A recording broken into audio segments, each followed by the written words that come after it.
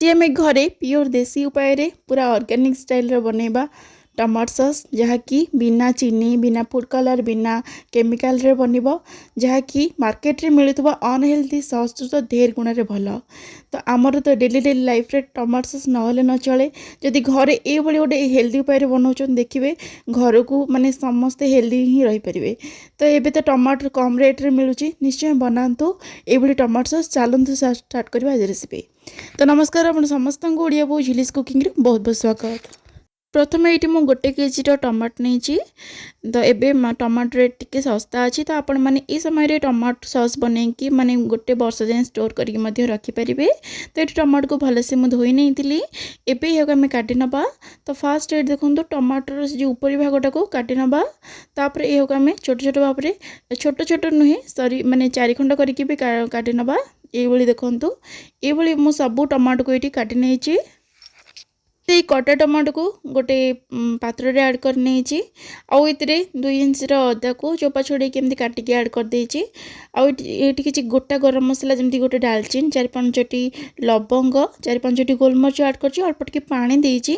आपन जदि पियाज रसुन रो टमाटो सॉस बनेउ चाहथिबे ए समय 4-5टी रसुन आउ फाळे पियाज को काटिकी मध्ये ऐड करके याकू आमे माने मीडियम फ्लेम रे 2 ରୁ 3 मिनिट भी स्टीम हबा को माने टिके सिजिबा पे छाड़ देबा।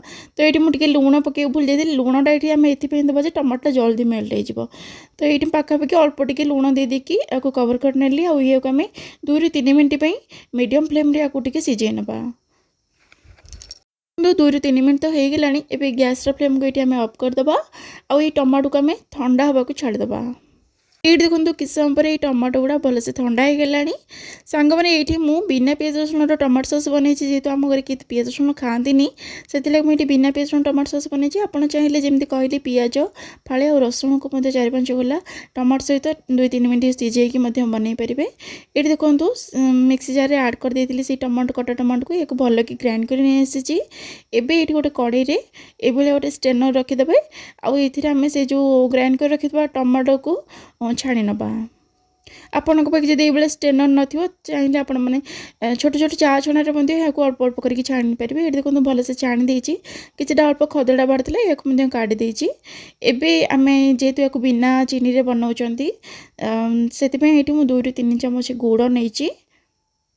एबे मु 1 टीस्पून ब्लैक सॉल्ट माने बीट लूण ऐड कर नौ जेहेतु आगुरी टिके लूण ऐड करते बीट लूण ये ऐड करनेली जेहेतु राग फाग किसी आम ऐड करना से काश्मीर रेड चिली नहीं ये मु 1/2 टीस्पून ऐड करनी। एबे सब जिनस को टिके एमती मिसई नहीं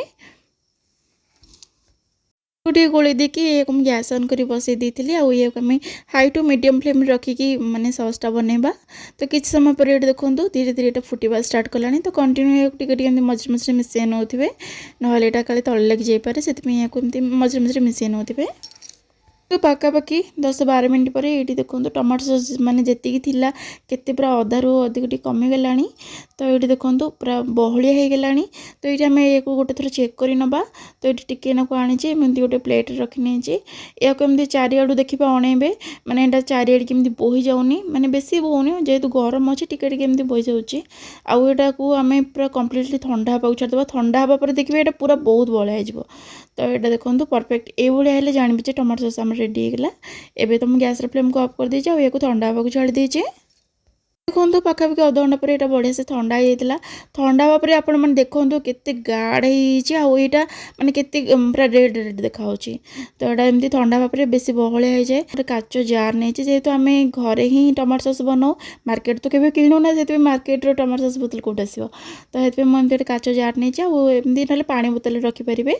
तो ये मुझे काच जार ही रखीदे। तो गोटे डब्बा पाखापाखि 300 ग्राम रहा एबे या स्टोर कर रखीदे।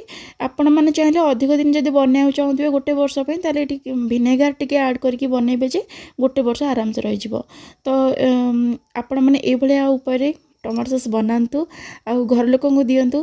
केमती लगे आज रेसिपीटा मत कमेंट निश्चय जनइबे।